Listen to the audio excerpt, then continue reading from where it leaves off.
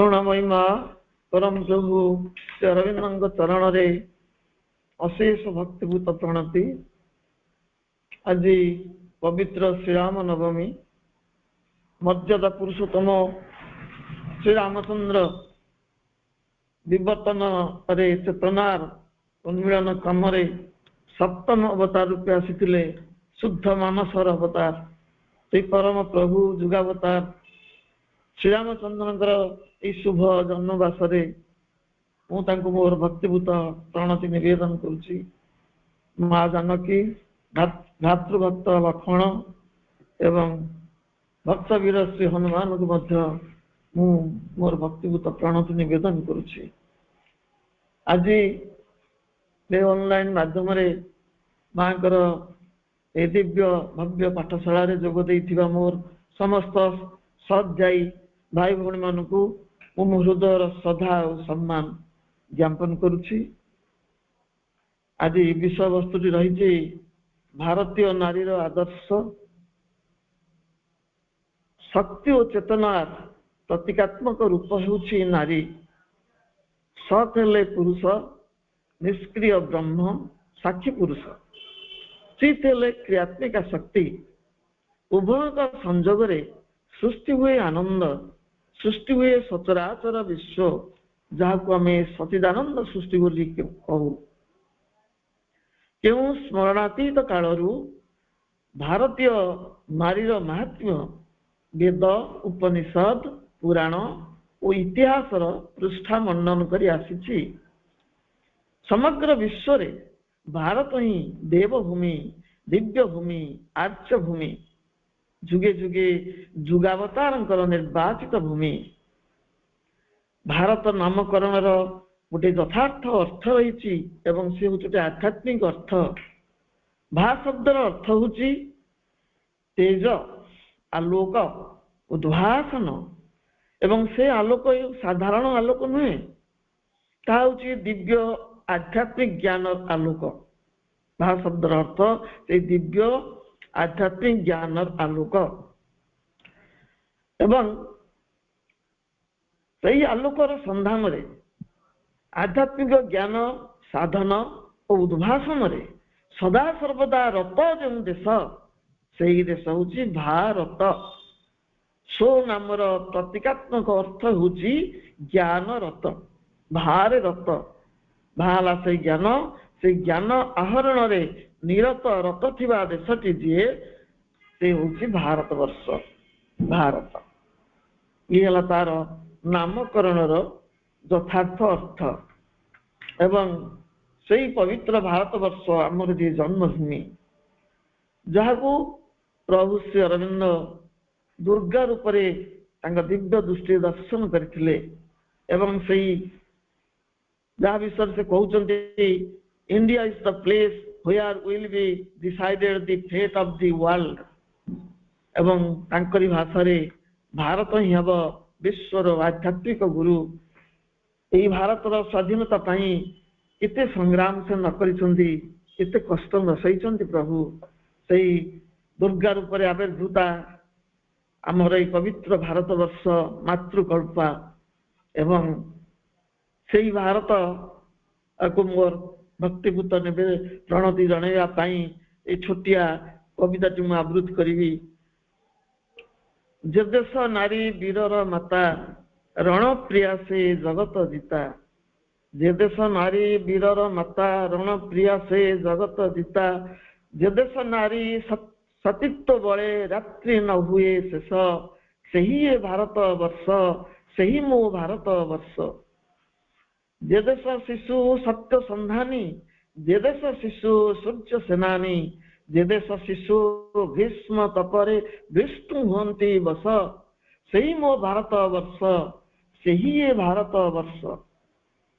जे देश कृष्ण पार्थ सारथी, जे देश कृष्ण पार्थ सारथी, जे देश जात सीता सावित्री। जे देश कृष्ण पार्थ सारथी, जे देश जात सीता सावित्री, सही देश रे जन्म लभी पाइछु पुण्य स्पर्श, सही ये भारत वर्ष, सही मो भारत वर्ष। जे देश नारी साधना बड़े मृत्यु को जीते एम ही तले जे देश नारी साधना बळे मृत्यु को जीते एम ही तले मरण जारे शरण मागे मरण जारे शरण मागे पुलकी उठे विश्व सही ये भारत वर्ष सही मो भारत वर्ष दानव दर्पे दलित धरा जातना दग्ध एव सुंदरा दानव दर्पे दलित धरा जातना दग्ध एव सुंदरा जागिले दुर्गा दुर्गति नासी जागिले दुर्गा दुर्गति नासी दानवे कले बस सही ये भारत वर्ष सही मो भारत वर्ष जे देश नारी पहाड़ चढ़े जे देश नारी आकाश उड़े जे देश नारी पहाड़ चढ़े जे देश नारी आकाश उड़े दुर्गम सिंधु जाए से लंघी चकिते चाहे विश्व सही ये भारत वर्ष सही मो भारत वर्ष सही मो भारत वर्ष सही भारत जननी को मोर भक्तिपूत प्रणति निवेदन करुछि से भारतीय नारी को लक्ष्य करी माँ कहउछंती आध्यात्मिकता नारीर यथार्थ क्षेत्र वेद कहूची ऋग्वेद भारतीय नारी को ऋग्वेद कहूची divine is she for shining her glory जे निजर गौरवर उद्भास रे दिग विदिक को आलोकित करे से होची से दिव्य नारी भारतीय नारी जो देश रे वेद नारी को नारायणी बोली वर्णना करे नारी को मर्यादा दे कहा जाए जत्र नाट्यस्तु पूज्यते रमन्ति तत्र देवता जत्र नारी तत्र गौरी नारीर बहुविध भूमिका मध्यरे मातार भूमिका उपरे विशेष गुरुत्व आरोप करा जाइछि मनुमान्यते इति माता नारी देहरे सर्वतीर्थ विद्यमान से सृष्टिकारिणी शक्ति बोली वेदरे कहा जाइछि स्त्री ब्रह्मा बहुविधा ब्रह्मा जेमति सृष्टिकर्ता नारी भितरे से सृष्टि करिवार शक्ति अछि बोली ताकु स्त्री ब्रह्मा बहुविधा बोली कहाइछि जननी भगिनी जाया रूपरे नारीर भिन्न भिन्न रूप रहिछि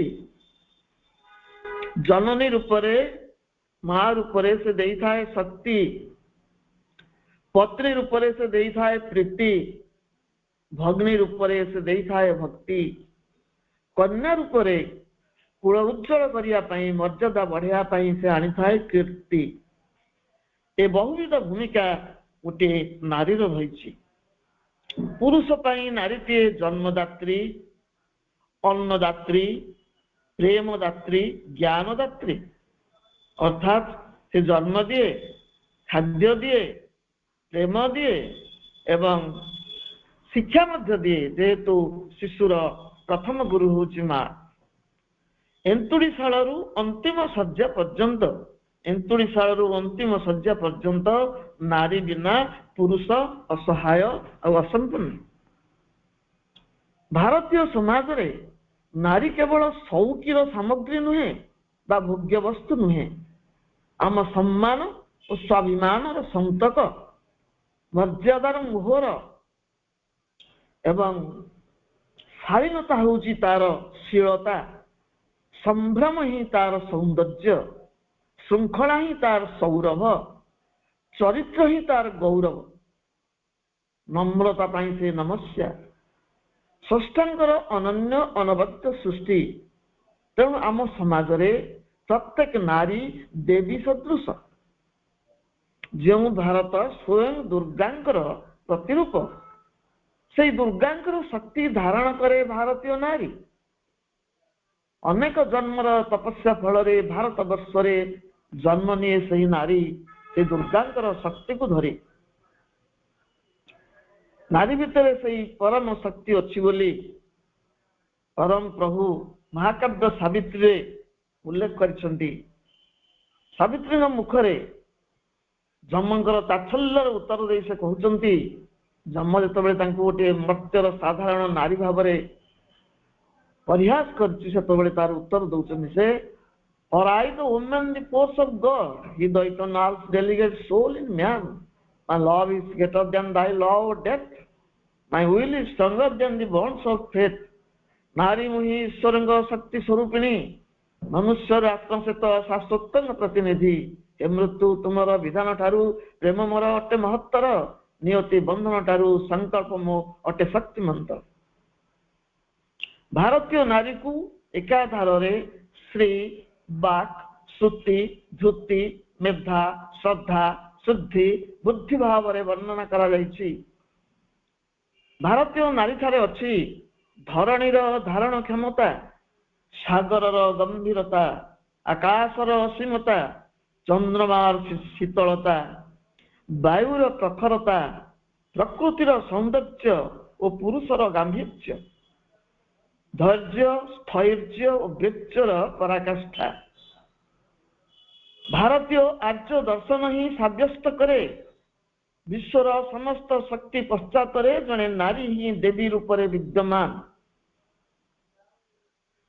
अर्थ शक्ति रे से होचंती धनदात्री लक्ष्मी महालक्ष्मी, ज्ञान शक्ति रे से होचंती सरस्वती एवं बाक शक्ति रे आमे तांको बागदेवी बोली कहू।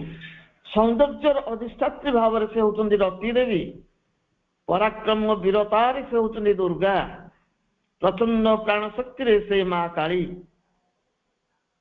नारी ठारे अछि महेश्वरी सर्वमांगल्य विशालता, सर्वव्यापक ज्ञान और करुणा, महाकालींकर ओज वीर्य तेज साहस और असुर विध्वंसी शक्ति, महालक्ष्मीकर सौंदर्य सौकमार्य श्री सुषमा संगति एवं महासरस्वतींकर प्रेम पूर्णता श्रृंखला संगति और रूपांतरकारिणी महाशक्ति गोटे नारी भितर विद्यमान। से तो भारतीय नारी को देवी बोली संबोधन करा जाए, नारी रत्न कन्या रत्न भाव में मर्यादा दि जाए। भारतीय नारीर आदर्श होची पातिव्रत्य धर्म, तार स्वाभाविक गुण होची दया क्षमा उदारता आत्मदान समर्पण सहिष्णुता और दिव्य प्रेमर पराकाष्ठा। वेद पुराण इतिहास रे उद्घोषित होईछि नारीर जुगावधि साधना और तपस्यार कहानी। पुराण जुगर प्रातः स्मरणीय नारी माने हेले सीता सावित्री द्रौपदी जाबाली अनसुया राधा मीरा। वैदिक जुगर प्रथित दशा नारी माने हेले आपाला बाराही विश्वबारा गार्गी लोपामुद्रा मैत्रेयी मदालसा। वीरता और साहसिकतार इतिहास पृष्ठा मंडन करिथिबा नारी माने हेले रानी लक्ष्मीबाई, सुखदेई, सुल्तान रेजिया, धाई पान्ना जे थिले प्रभु भक्ति और देशभक्तिर मूर्तिमंत प्रतीक। एई भारतीय नारी तार आस्पृहा बल भगवान को क्रांतिवीर मान को महापुरुष मान को गर्भरे धारण करिवार आस्पर्धा रखे। से हुंती कौशल्या, से हुंती देवकी, भुवनेश्वरी देवी, हे पारंती वीरमाता जिजाबाई। पति परायण नारी माने हेले अंजना, अरुंधति, अनसुया, अहल्या, लोपामुद्रा, व्यास जननी सत्यवती, राजमाता कुंती, वीरमाता सुभद्रा, शकुंतला। रोषघर ठारू रणांगन पर्यंत, गृहांगन ठारू विशाल विश्वांगन पर्यंत भूमिर भूमा को परिव्यक्त भारतीय नारीर गौरव गाथा सौरभ संस्कृति। एकदा सुभद्रा अर्जुन रथरे रथ चालन करुथिले। देवासुर संग्राम रे कैकेयी दशरथ रथ को मध्य अश्व परिचालना करुथिले। वृंदावती कथा हमें जानू। वृंदांकर सतीत्व विनिमय जलंधर बोध है। भगवान श्रीकृष्ण को से महासती वृंदा ठारू शाप ग्रहण करने को पड़ेगा। से अचलशिला शालग्राम जो वृंदावती आम संध्या आमर गृह द्वार देश मंगलमयी माँ रूप आराधना करू।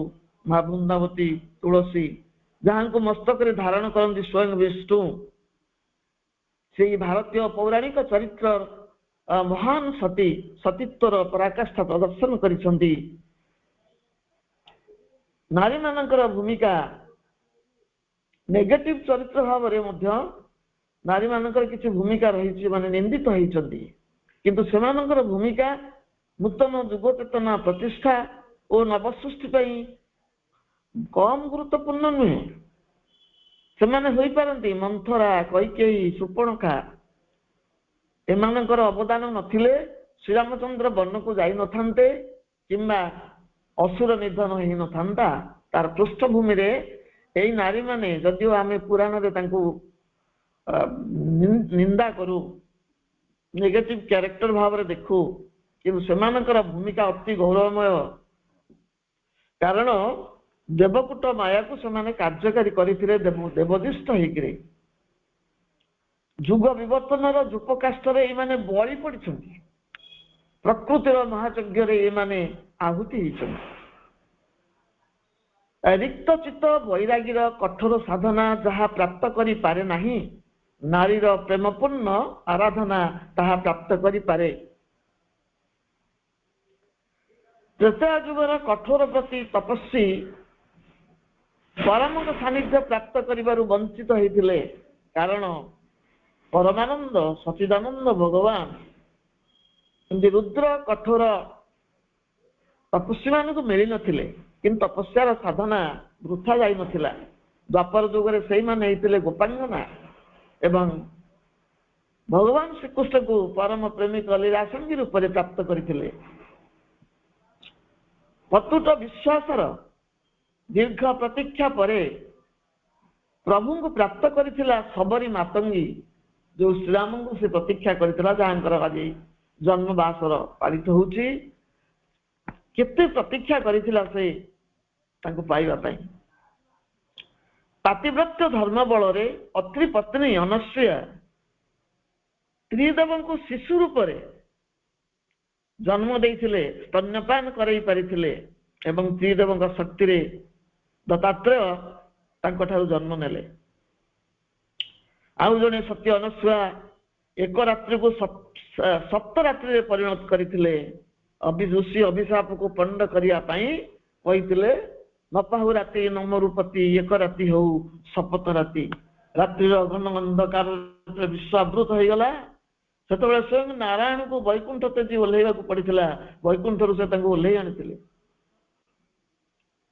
ଭାରତୀୟ ନାରୀ ଆତ୍ମବଳରେ ବଳିୟାନ। ସମାଜ ତାକୁ ଅବଳା ଦୁର୍ବଳା କହି ତାତ୍ସଲ୍ୟ କରେ। ମାତ୍ର ଏହି ସମ୍ବୋଧନର ତାତ୍ତ୍ୱିକ ଅର୍ଥ ଏକ ଭିନ୍ନ ବଳ ଓ ଶକ୍ତିର ପରିଚୟ ଦିଏ।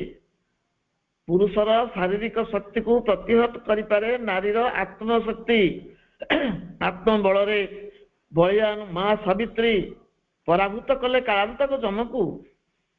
ସେଇ ବଳ ଥିବାରୁ ଦୁର୍ଦାନ୍ତ ରାବଣ କରାୟତ କରିପାରିଲା ନାହିଁ ମା ଜାନକୀଙ୍କୁ। ଆତ୍ମବଳରେ ବଳିୟାନ ଦ୍ରୌପଦୀ ଆବାହନ କରି ଆଣିଲେ ଶ୍ରୀକୃଷ୍ଣ ଭଗବାନଙ୍କୁ। ଦୁର୍ଯ୍ୟୋଧନ ଦୁଃଶାସନର ଦୁରାଶା ପ୍ରତିହତ ହେଲା। ମା ଗଙ୍ଗା ସପ୍ତ ବସୁକୁ କଲେ ଶାପମୁକ୍ତ। ସେହି ବଳରେ ରାଜପୁତ୍ର ମାନଙ୍କୁ ବ୍ରହ୍ମବିତ କରେଇ ପାରିଲେ ମଦାଳସା। ଉତ୍କଳର ଜଣେ ରମଣୀ ଦୁର୍ଦ୍ଧର୍ଷ ଚଣ୍ଡାଶୋକକୁ ଧର୍ମାଶୋକରେ ପରିଣତ କଲେ। ଗଣଭୋଗ୍ୟା ଗଣିକା ଲକ୍ଷ୍ୟ ହୀରା ଲମ୍ପଟ ଦୁଶ୍ଚରିତ୍ର ବିଷ୍ଣୁଦାସଙ୍କୁ ପତନରୁ ଧାର କଲେ। ବାରାଙ୍ଗନା ଚିନ୍ତାମଣି ବିଲ୍ୱମଙ୍ଗଳକୁ ଦେଖେଇଲେ ବିଶା ଚିନ୍ତାମଣି ନୁହେଁ, ବିଶ୍ୱ ଚିନ୍ତାମଣିକୁ ପ୍ରାପ୍ତ ହେବାର ପଥ, ଯାହାଙ୍କର ପରବର୍ତ୍ତୀ ରୂପାନ୍ତର ହେଲା ଭକ୍ତ କବି ସୁରଦାସ ରୂପରେ। ତୁଳସୀ ଦାସଙ୍କ ପତ୍ନୀ ସ୍ତ୍ରୈଣ ତୁଳସୀ ଦାସଙ୍କୁ ସନ୍ଥରେ ପରିଣତ କଲେ, ସନ୍ଥ ତୁଳସୀରେ। ପ୍ରକୃତରେ ଦୁର୍ବଳର ଅର୍ଥ ଆମେ ଆଉ ଟିକେ ଭଲ ଭାବରେ ବୁଝିବା। ଦୁର୍ଦମନୀୟ ବଳ ଯାହାର ଅଛି, ସେ ବଳ ହଉଛି ଆତ୍ମଶକ୍ତିର ବଳ, ଯାହାକୁ କେହି ଦମନ କରିପାରେ ନା। ଦୁର୍ଦମନୀୟ ବଳ ଯାହାର ଅଛି ସେ ଦୁର୍ବଳା। ଅବଳାର ଅର୍ଥ ଅକ୍ଷରଟି ବ୍ରହ୍ମା ବିଷ୍ଣୁ ମହେଶ୍ୱରଙ୍କ ଶକ୍ତିକୁ ବୁଝାଏ। ଅବଳାର ଅର୍ଥ ହଉଛି ଅଶେଷ ଅମାପ ଅସୀମ ବଳ ଯାହାର ଅଛି, ସେଇ ବଳ ସମ୍ପନ୍ନ ନାରୀ।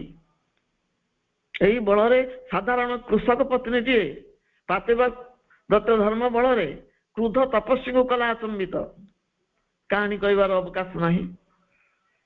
ଏହି ଆତ୍ମବଳ ଚେତନା ସ୍ତରରେ କ୍ରିୟାଶୀଳ। ଭାରତୀୟ ନାରୀ ନୀତି ନିପୁଣା, ଧର୍ମ ପରାୟଣା, ଓଷା ବ୍ରତ ପାଳନରେ ନିଷ୍ଠାପର, ଦୟା କ୍ଷମା କରୁଣାର ଜୀବନ୍ତ ବିଗ୍ରହ, ପତିର ଧର୍ମ ରକ୍ଷା କରିବାରେ ସାହାଯ୍ୟ କରେ, ସେଥିପାଇଁ ତାକୁ କୁହାଯାଏ ଧର୍ମ ପତ୍ନୀ। ପତିକୁ ପତନରୁ ଉଦ୍ଧାର କରି ସେ ହୁଏ ପତ୍ନୀ। ଭାରତୀୟ ଭାବନାରେ ନାରୀକୁ ରମଣୀ, କାମିନୀ, ଲଳନା ରୂପରେ ଗ୍ରହଣ କରାଯାଏ। ସେହି ଶବ୍ଦ ଗୁଡ଼ିକର ଯଥାର୍ଥ ଅର୍ଥ ହେଉଛି କାମନା ବିଳାସ ପାଇଁ ସେ କାମିନୀ ନୁହେଁ, କାମନାକୁ ନିଃଶେଷ କରିପାରେ ବୋଲି ସେ ହେଉଛି କାମିନୀ। ନି ଶବ୍ଦଟି ଏଠି ନିଃଶେଷ କରିବା ଅର୍ଥରେ କାମ ବାସନାକୁ ଯେ ନିଃଶେଷ କରିପାରେ। ଲାଳସାର ଅଗ୍ନିରେ ସୁହା ହେବା ପାଇଁ ସେ ଲଳନା ନୁହେଁ, ସ୍ରଷ୍ଟାଙ୍କର ଲଳିତ ସୌନ୍ଦର୍ଯ୍ୟର ଆଧାର ବୋଲି ସେ ଲଳନା, ଲାଳିତ୍ୟକୁ ଧାରଣ କରିଛି। ରମଣ ସୁଖ ପ୍ରଦାନ ପାଇଁ ସେ ରମଣୀ ନୁହେଁ, ସୃଷ୍ଟିର ରମଣୀୟ ଶୋଭା ପ୍ରକାଶ ପାଇଁ ସେ ହେଉଛି ରମଣୀ। ସେ ରମଣୀୟ ଶୋଭାକୁ ସେ ଧାରଣ କରିଛି। ସ୍ତ୍ରାଣ ରୂପେ ପତିକୁ ରକ୍ଷା କରେ ବୋଲି ସେ ହେଉଛି ସ୍ତ୍ରୀ। ସ୍ତ୍ରାଣ କହିଲେ ରକ୍ଷା କବଚ। ଜୟ ବା ଯାତ୍ରା ପଥରେ ପତିକୁ ସେ ଆଗେଇ ନିଏ ବୋଲି ତାକୁ କୁହାଯାଏ ଜାୟା। ପତିର ପରିବାର ଭରଣ ପୋଷଣରେ ସେ ସହାୟତା ପ୍ରଦାନ କରେ ବୋଲି ତାକୁ କୁହାଯାଏ ଭାର୍ଯ୍ୟା। ଭରତି ଇତି ଭାର୍ଯ୍ୟା, ସେ ଭରଣ କରେ। ପ୍ରଜ୍ଞା ପୁରୁଷ ଅଶ୍ୱପତିଙ୍କର 18 ବର୍ଷର ସାଧନା ଲବ୍ଧ ଫଳକୁ ସାବିତ୍ରୀଙ୍କର ଗୋଟିଏ ବର୍ଷର ପ୍ରେମର ତପସ୍ୟା ପ୍ରାପ୍ତ କରିପାରେ। ପୁରୁଷର ଶାଶ୍ୱତ ଜୀବନର ସଂଗୁପ୍ତ ସୂତ୍ର ନାରୀର ହୃଦୟରେ ସ୍ପନ୍ଦିତ ହେଉଛି ବୋଲି ମହାକାବ୍ୟ ସାବିତ୍ରୀରେ ଉଲ୍ଲେଖ ଅଛି। ପୁରୁଷର ଚେତନା ନାରୀର ସ୍ପନ୍ଦନ ମାଧ୍ୟମରେ ହିଁ ଧରାପୃଷ୍ଠକୁ ପ୍ରବେଶ କରେ।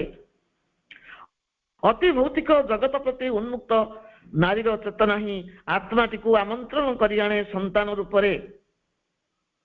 ଭାରତୀୟ ଚେତନାରେ ମାକୁ ଆଦ୍ୟ ଗୁରୁ ରୂପେ ମାତୃଦେବ ଭବ ବୋଲି କୁହାଯାଇଛି। ମାର ପ୍ରଜ୍ଞା, ପ୍ରେରଣା, ଚିନ୍ତା, ଚେତନା ଯୁଗେ ଯୁଗେ ସନ୍ତାନକୁ ଗଢି ତୋଳିବାରେ ସହାୟତା କରିଛି। ସେ ବୀର ଅଭିମନ୍ୟୁ ହୁଅନ୍ତୁ ବା ଭକ୍ତ ଧ୍ରୁବ ପ୍ରହ୍ଲାଦ ହୁଅନ୍ତୁ, ବୀର ଶିବାଜୀ ହୁଅନ୍ତୁ ବା ପ୍ରାଚ୍ୟ ପାଶ୍ଚାତ୍ୟର ଦୂତ ବିବେକାନନ୍ଦ ହୁଅନ୍ତୁ, ପୁରୁଷ କେବଳ ପୁରୁଷ, ମାତ୍ର ଜଣେ ନାରୀ ହେଉଛି ଏକାଧାରରେ ପୁରୁଷ ଓ ପ୍ରକୃତି। ଭଗବାନ ଶ୍ରୀକୃଷ୍ଣଙ୍କ ମୁଖ ନିଃସୃତ ଗୀତାର ଯୋଉ ଉକ୍ତି ଅନୁସାରେ ଚତୁର୍ବର୍ଣ୍ଣମୟା ସୁଜା ଗୁଣ କର୍ମ ବିଭାଗ ସହ ସେଇ ଚତୁର୍ବର୍ଣ୍ଣ ଗୁଣ ଓ ଧର୍ମର ସମନ୍ୱୟ ଘଟିଛି ଜଣେ ଆର୍ଯ୍ୟ ନାରୀ ଠାରେ। ତାଠାରେ ଅଛି ବ୍ରାହ୍ମଣର ଜ୍ଞାନ ତୃଷ୍ଣା, ପବିତ୍ରତା, ତପଶକ୍ତି ଓ ସାଧନା, କ୍ଷତ୍ରିୟର ଧୈର୍ଯ୍ୟ, ସାହସ, ଯୁଦ୍ଧଭାବ, ଉଦ୍ଦୀପନା, ବୀରତା ଓ ମହାନତା, ସ୍ୱାଭିମାନ ଓ ସୁଦେଶ ପ୍ରେମ। ରହିଛି ବୈଶ୍ୟର ଉଦ୍ୟମ, ଉଦ୍ୟୋଗ, ଅଧ୍ୟବସାୟ, କର୍ମଦକ୍ଷତା, ଉଦାରତା ଓ ପରୋପକାରିତା। ରହିଛି ଶୂଦ୍ରର ଆତ୍ମବିଲୋପନ, ନିରହଙ୍କାର, ନିଃସ୍ୱାର୍ଥପର ସେବାଭାବ। ନୂତନ ଯୁଗ ଚେତନାର ପ୍ରତିଷ୍ଠା କାଳରେ, ଯୁଗ ସନ୍ଧି କ୍ଷଣରେ, ଯୁଗ ଯନ୍ତ୍ରଣାରେ ଜର୍ଜରିତ ହୁଏ ନାରୀଟିଏ। ଅତି ମାନସ ଚେତନାର ପ୍ରତିଷ୍ଠା କାଳରେ ଦିବ୍ୟ ଜନନୀ ଶ୍ରୀମା ସେଇ ସବୁ କ୍ଲେଶର ସମ୍ମୁଖୀନ ହୋଇଛନ୍ତି। ସେଥିପାଇଁ ଶ୍ରୀ ଅରବିନ୍ଦ ଏହାକୁ ନାମ ଦେଇଛନ୍ତି ପ୍ରକୃତିର ଆତ୍ମବଳୀ। ପୁରୁଷର ଯଜ୍ଞ ନୁହେଁ, ପ୍ରକୃତିର ଯଜ୍ଞ। ଆଜି ଏହି ଯୁଗ ଯନ୍ତ୍ରଣା ଅବକାଶରେ ବିପର୍ଯ୍ୟୟର ସମ୍ମୁଖୀନ ନାରୀ ଜାତି ସ୍ୱ ସାଧନା ବଳରେ, ତପଶକ୍ତି ମାଧ୍ୟମରେ ଆତ୍ମଶକ୍ତିର ପୂର୍ଣ୍ଣ ଜାଗରଣର ସମୟ ଉପଗତ। ସେଇଥିପାଇଁ ମା ଏକବିଂଶ ଶତାବ୍ଦୀ ନାରୀ ମାନଙ୍କର ବୋଲି ଅଭିହିତ କରିଛନ୍ତି। ଏଇଥିପାଇଁ ନୁହେଁ ଯେ ଉଗ୍ର ଆଧୁନିକତା, ଅଶ୍ଳୀଳତା ଓ ଅପସଂସ୍କୃତିର ଶିକାର ହୋଇ ବିଳାସ ବାସନାରେ ଭାସିଯିବା ଓ ଆତ୍ମସମ୍ମାନ ହରେଇବା। ଭାରତୀୟ ନାରୀର ଆଦର୍ଶ ହେଉଛି ଆଦର୍ଶ ଗୃହସ୍ଥାଶ୍ରମ, ଯେଉଁଠି ଦିବ୍ୟ ସନ୍ତାନ ମାନେ ଜନ୍ମ ନେବେ, ଲାଳିତ ପାଳିତ ହେବେ, ଦିବ୍ୟ ଯୁଗ ସ୍ଥାପନ କରିବେ।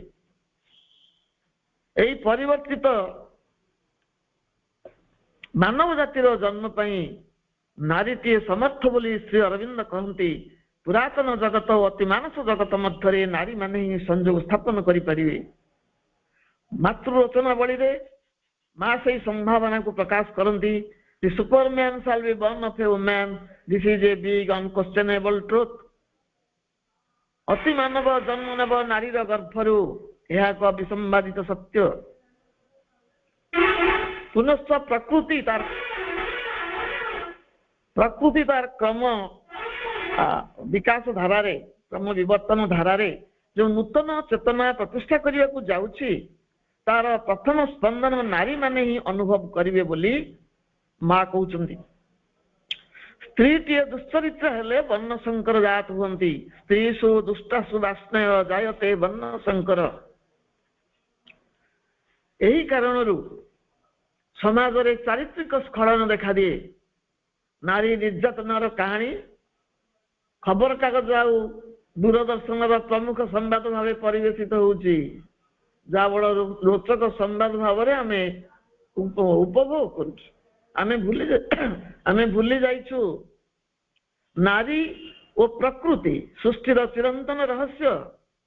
women wonder and obsession of man and nature। ପ୍ରକୃତି କେବଳ ପ୍ରକୃତି, ନାରୀ ହେଉଛି ଉଭୟ ପୁରୁଷ ଓ ପ୍ରକୃତି। ସେ ପୁରୁଷର ଗାମ୍ଭୀର୍ଯ୍ୟ ଓ ପ୍ରକୃତିର ସୌନ୍ଦର୍ଯ୍ୟ। ପ୍ରକୃତି ଓ ନାରୀର ଅବମାନନାରେ ଅସନ୍ତୁଳିତ ହୋଇଥାଏ ପରିବେଶ ଓ ସମାଜ। ନାରୀ ପୁରୁଷ ଓ ପ୍ରକୃତି ମଧ୍ୟରେ ସମ୍ପର୍କର ଶୁଦ୍ଧତା ହିଁ ଚିରନ୍ତନତାର ଚାବିକାଠି। ପ୍ରକୃତି ଏହି ମାନସରେ ନାରୀ ଜାତି ସୃଷ୍ଟି କରିଛି ଯେ ଅଜ୍ଞାନତାର କୁଜଟିକାରେ ବାଟବଣା ହୋଇଥିବା ଅମରତ୍ୱର ସମ୍ଭାବନାକୁ ସେ ଉଜ୍ଜୀବିତ କରିପାରିବ, ସାକାର କରିପାରିବ। ପ୍ରକୃତି ଓ ନାରୀର ଦୁଇଟି ରୂପ ଅଛି, ଗୋଟିଏ ସଂଗୁପ୍ତ, ଅନ୍ୟଟି ଉନ୍ମୁକ୍ତ। ସଂଗୁପ୍ତ ରୂପ, ଅନ୍ୟଟି ହେଉଛି ଉନ୍ମୁକ୍ତ ରୂପ। ଉନ୍ମୁକ୍ତ ରୂପରେ ପ୍ରକୃତି ହେଉଛି ସତ୍ୟ, ଶିବ, ସୁନ୍ଦର, କବି ମନଲୋଭା। କିନ୍ତୁ ସେଇ ପ୍ରକୃତି ଯେତେବେଳେ ନିର୍ଯାତିତ ହୁଏ, ପୀଡ଼ିତ ହୁଏ, ତାର ସଂଗୁପ୍ତ ରୂପ ପ୍ରକାଶ ପାଏ ଭୟଙ୍କର ପ୍ରାକୃତିକ ବିପର୍ଯ୍ୟୟ ମାଧ୍ୟମରେ। ବାତ୍ୟା, ବନ୍ୟା, ବଜ୍ରପାତର ବିଭୀଷିକା, ଭୂକମ୍ପ, ଭୂସ୍ଖଳନ ଜନିତ ପ୍ରଳୟ ଦେଖାଦିଏ। ସେଭଳି ନାରୀଟିଏ ଉନ୍ମୁକ୍ତ ରୂପରେ ଶାନ୍ତ ସୁଶୀଳା, ମମତାମୟୀ ମାତା, ସ୍ନେହଶୀଳା ଭଗ୍ନୀ, ପ୍ରେମମୟୀ ପତ୍ନୀ, ଭକ୍ତିମତୀ କନ୍ୟା, ଏହି ରୂପରେ ପ୍ରତିଭାତ ହୁଏ ତାର ଉନ୍ମୁକ୍ତ ରୂପରେ। କିନ୍ତୁ ସଂଗୁପ୍ତ ରୂପ, ନାରୀ ନିର୍ଯାତିତା ହେଲେ ଧ୍ୱଂସଲୀଳା ସୃଷ୍ଟି ହୁଏ। କାଳୀ, କରାଳିନୀ, ଭୀମ, ଭୟଙ୍କରୀ, ଦୁର୍ଗା ରୂପରେ ସେ ତାର ଗୁପ୍ତ ରୂପକୁ ଉନ୍ମୋଚିତ କରିଥାଏ। ଶ୍ରୀ ଅରବିନ୍ଦଙ୍କ ଦୃଷ୍ଟିରେ ନାରୀ ହେଉଛି ଶକ୍ତି ତତ୍ତ୍ୱ, ଭକ୍ତି ତତ୍ତ୍ୱ, ପ୍ରେମ ତତ୍ତ୍ୱ ଓ ମାତୃତ୍ୱର ସମନ୍ୱୟ, ଏକ ସମନ୍ୱିତ ରୂପ।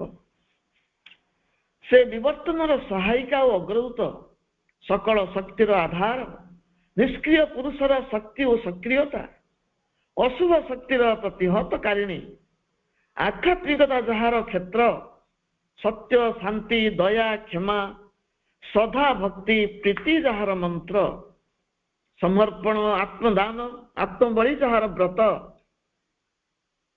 ମୃତ୍ୟୁ ଉପରେ ଦିବ୍ୟ ପ୍ରେମର ବିଜୟ ଜଣେ ନାରୀ ଦ୍ୱାରା ହିଁ ସମ୍ଭବ ହୋଇପାରେ। ଅଦିତିଙ୍କ କନ୍ୟା, ଦିବ୍ୟ କନ୍ୟା ରୂପେ ଉଷା ହିଁ ସୃଷ୍ଟିର ଘନ ଅନ୍ଧକାରକୁ ଅପସାରଣ କରିପାରନ୍ତି।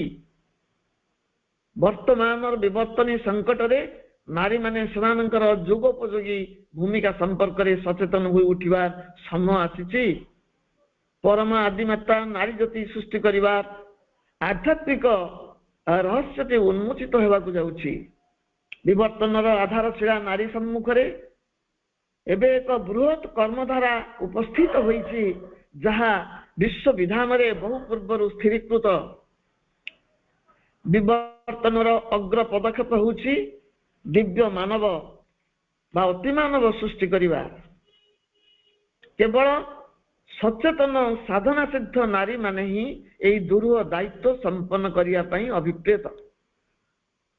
ସେମାନଙ୍କୁ ପୁରାତନ ଖୋଳପାଟି ଖୋଲି ଗତାନୁଗତିକ ଜୀବନ ଧାରାରୁ ମୁକ୍ତ ହୋଇ ନୂତନ ଆହ୍ୱାନର ସମ୍ମୁଖୀନ ହେବାକୁ ପଡ଼ିବ। ପୁରୁଷ, ଅର୍ଥ, କାମ ପ୍ରତି ଥିବା ଆସକ୍ତିରୁ ସେମାନେ ନିଜେ ହିଁ ନିଜକୁ ମୁକ୍ତ କରିବା ଦରକାର। ମା କହୁଛନ୍ତି, no law can liberate women unless they free themselves। ଦାୟିତ୍ୱ ନେବା ପାଇଁ ପୁରୁଷ ଲୋକଟେ ଅଛି ବୋଲି ତା ଉପରେ ନିର୍ଭର କରିବା अर्थ रोजगार से माध्यम बोली तापर निर्भर करिबा संतान प्राप्तिर लालसा अछि बोली तापर निर्भर करिबा एई जो निर्भरशीलता रही पुरुष अर्थ काम प्रति एटा हूँ गोटे बंदित्वर लक्षण श्रृंखलर लक्षण ए श्रृंखल को नारी माने तांकर दृढ़ इच्छा शक्ति बल खोली पारिबे अति मानव मान को गर्भरे धारण करी आगामी दिव्य युग स्थापन तथा विवर्तन को अग्रगामी करिवार यथार्थ कर्मभूमि तथा साधनार क्षेत्र होची गृहस्थाश्रम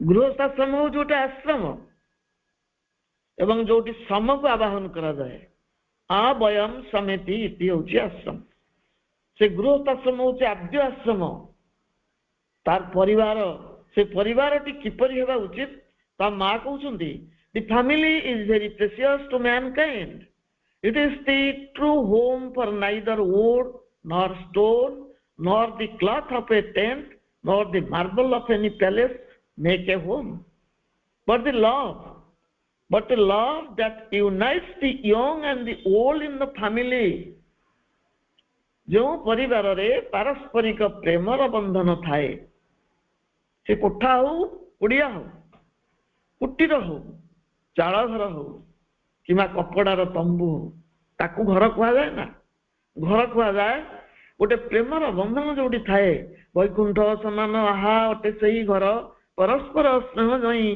थाए निरंतर पुरातन पूजा विधि पालन नुहे नारीर दैनंदिन कर्म साधन ही होची तार आराधना तार तपस्या तार साधना विशाल चेतनाधारी दिव्य मानव मान को धरापृष्ठ को आनिबा पई सेमानकर हृदय मध्य विश्व भई विशाल हेबा आवश्यक संकीर्ण स्वार्थपरता अंध आवेग भाव प्रवणता एवं हृदय समस्त संकीर्णता दुर्बलता को त्याग करी उदार हेबा को हबो सेमानक चिंता चेतना भावस्पंदन गतिवृत्ति एवं दैनंदिन कर्म दिव्य जननी रूपांतर कार्यर सहायक हेबा आवश्यक सेमानकर कर्म विश्वकर्म धारा को प्रभावित करिवो कारण व्यक्ति होची विश्वर गोटे अविच्छिन्न अंश से जहाँ कर्म करे ता विश्वकर्म धारा को मध्य प्रभावित करे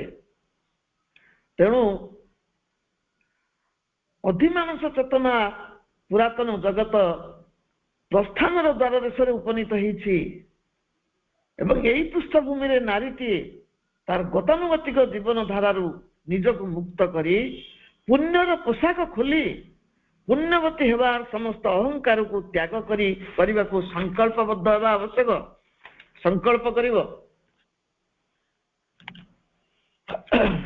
ना कहते let us drop the robes of virtue to become spiritual पुण्यर पोशाक को खोलिला परे जाई आमे माने आध्यात्मिकता कौन जानिबा आध्यात्मिक पालटे जिबा आध्यात्मिकतार स्पर्श लाभ करिबा कारण एई पुण्यर पोशाक तले जावतीय दुर्गुण निम्न प्रकृति प्रवृत्ति को आमे आज जाए लुचई रखिछु सेटा को खोली देले सेटा उन्मुक्त हो जिवो मांकर दृष्टिता उपरे पड़िवो एवं ता भितर समस्त दुर्गुण गुड़ी को से रूपांतर करिबा करदेबे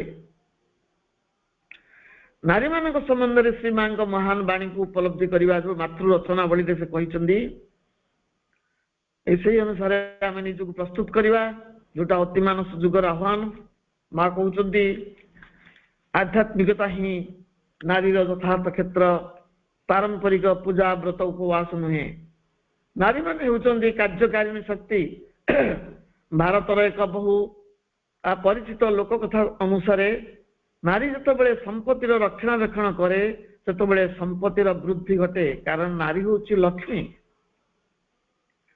जो मान हाथ में अर्थ भार दवाई पुरुष मैंने चाही ना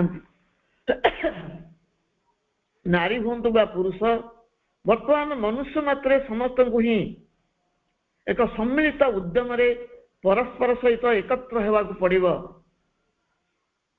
अभिश्वास आस्पृहा निष्ठा आंतरिकता आउ साधना और तपस्या बल नारीटी दिव्य मानव मान को धरापृष्ठ को आनयन करी ଯଥାର୍ଥ ଭାରତୀୟ ନାରୀର ଗୌରବ ଗାରିମା ପ୍ରତିଷ୍ଠା କରିପାରିବ। ଅଭିପ୍ସା ଆସ୍ପୃହା ଦ୍ୱାରା ଆମେ ସେଇ ଦିବ୍ୟ ସନ୍ତାନ ମାନଙ୍କୁ ଆବାହନ କରିପାରିବା। ଭାବିବାନି ଯେ ବିବାହ ହେଉଛି ଗୋଟେ ବିଶ୍ରମାଳାପ ବା ବିଳାସ। Marriage is not merry making but carrier of responsibilities. ତେଣୁ ଏଇ ଦୃଷ୍ଟିରୁ ଆମେ ଆମ ଜୀବନକୁ ଗଢ଼ିବା। ମାଙ୍କ ଭାଷାରେ ଅହଂବାଦୀ ଯୁଗର ଅବସାନ ଘଟାଇ, ପ୍ରଭୁଙ୍କ ଭାଷାରେ ଅହଂବାଦୀ ଯୁଗର ଅବସାନ ଘଟାଇ ଉଦୟ ହେଉଛି ଆତ୍ମବାଦୀ ଯୁଗ। It is the end of the age of egotism and beginning of the age of subjectivism। ଏ ଯୁଗର ନେତୃତ୍ୱ ନେବେ ନାରୀମାନେ।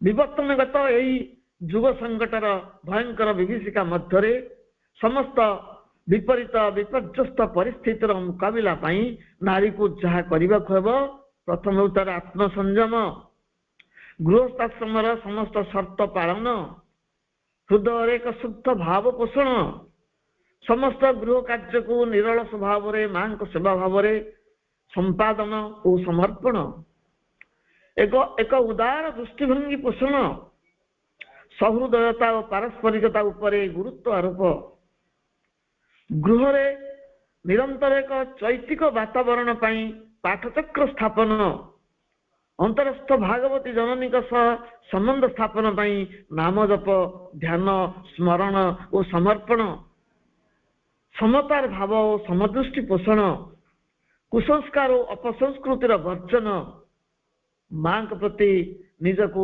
ଉନ୍ମୋଚନ କରିବା ସହିତ ସର୍ବଦା ନୀରବ ଓ ଶାନ୍ତ ରହିବା। ଶ୍ରୀ ଅରବିନ୍ଦଙ୍କ ଯୋଗ ଗ୍ରହଣ କରି ନିଜ ଘରକୁ ଯୋଗର ଯୋଗ୍ୟଭୂମି ରୂପେ ଗଢ଼ି ତୋଳିବା ପାଇଁ ପାଠଚକ୍ର ବିଧାନ ଅନିବାର୍ଯ୍ୟ। ଏହି ନୂତନ ବିଧାନଟିକୁ ନାରୀ ଗ୍ରହଣ କଲେ ପରିବାର ଓ ସମାଜ ଗ୍ରହଣ କରେ। ତେଣୁ ଆମେ ଏହି ସମୟଟିର ଆହ୍ୱାନକୁ ଗ୍ରହଣ କରି ମା ଓ ପ୍ରଭୁ ଆମ ଉପରେ, ନାରୀମାନଙ୍କ ଉପରେ ଯେଉଁ ଆସ୍ଥା ସ୍ଥାପନ କରିଛନ୍ତି ତାର ଯୋଗ୍ୟ ହେବା ପାଇଁ ନିଜକୁ ପ୍ରସ୍ତୁତ କରିବା। ପ୍ରଭୁଙ୍କର 150ତମ ଜନ୍ମ ଜୟନ୍ତୀ ପାଳନ କରାଯାଉଛି। ତାଙ୍କ ପ୍ରତି କୃତଜ୍ଞତାର ସ୍ୱରୂପ ଆମକୁ କ'ଣ କ'ଣ ସବୁ କରିବାକୁ ହବ? ଆମେ ତ ପ୍ରତିଦିନ ଅନଲାଇନ ପାଠଶାଳାରେ ପାଠ ପଢୁଛେ, ଆମ ଘର ପାଠଚକ୍ର ପାଠଶାଳାରେ ପାଠ ପଢୁଛେ, ସ୍ୱାଧ୍ୟାୟ କରୁଛେ, କିନ୍ତୁ ଜୀବନରେ ପ୍ରୟୋଗ କରୁଛେ କି? ଜ୍ଞାନଂ ଭାର କ୍ରିୟା ବିନା, ଯଦି ସେ ଜ୍ଞାନକୁ ଆମେ କାର୍ଯ୍ୟରେ ପରିଣତ ନ କରିବା, ବୋଝ ଭଳି ଖାଲି ତାହା ବୋହି ଚାଲିଥିବା। ତେଣୁ ବର୍ତ୍ତମାନ ପ୍ରାକ୍ଟିକାଲ କରିବାର ସମୟ ଆସିଛି। ସେ ଖାଲି ନୀତି ଗୁଡ଼ିକୁ ଘୋଷି ଦେଇକିରି ବୋଲିଦେଲେ ହବ ନାହିଁ, ଆମକୁ ତାକୁ ଜୀବନର ବାସ୍ତବ କ୍ଷେତ୍ରରେ ବାସ୍ତବ ରୂପରେ ରୂପାୟନ କରିବାକୁ ପଡିବ। ସେଇ ସମୟ ଆସିଛି, ସେ ହେଉଛି ସେଇ ସଂକଳ୍ପର ସମୟ, ଶପଥର ସମୟ। ଶ୍ରୀ ଅରବିନ୍ଦଙ୍କର ଜନ୍ମ ଜୟନ୍ତୀ ପାଳନ ଅବକାଶରେ ଏହା ହିଁ ଆମର ଶପଥ ହେଉ, ଏହା ହିଁ ଆମର ସଂକଳ୍ପ ହେଉ। ଯଥାର୍ଥ ଭାରତୀୟ ନାରୀ ରୂପରେ ମୁଁ ମୋର ମର୍ଯ୍ୟାଦାକୁ ପାଳନ କରେ ଏବଂ ଦିବ୍ୟ ଜନନୀ ଯେଉଁ ଆସ୍ଥା ସ୍ଥାପନ କରିଛନ୍ତି ତାହାର ଯୋଗ୍ୟ ହୁଏ। ସମସ୍ତଙ୍କୁ ଅନେକ ଅନେକ ଧନ୍ୟବାଦ। ମାଙ୍କ ଚରଣରେ ମୋର ବକ୍ତବ୍ୟକୁ ସମର୍ପଣ କରୁଛି। ବନ୍ଦେ ମାତରମ୍।